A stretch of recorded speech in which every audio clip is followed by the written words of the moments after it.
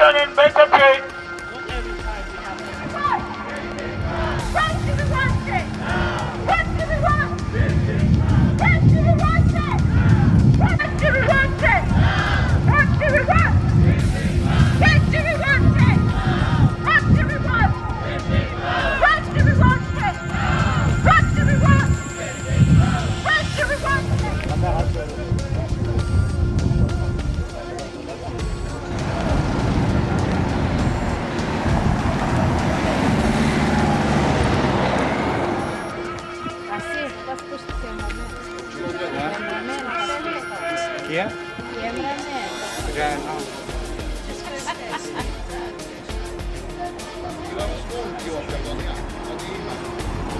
There's a real sense of determination. People are not being listened to, and they want their employer to listen. They just can't live on the wages in Amazon at the moment. We want to talk to management. We want to talk to the people that are able to put that money on the table to make sure that our members can live instead of trying to survive.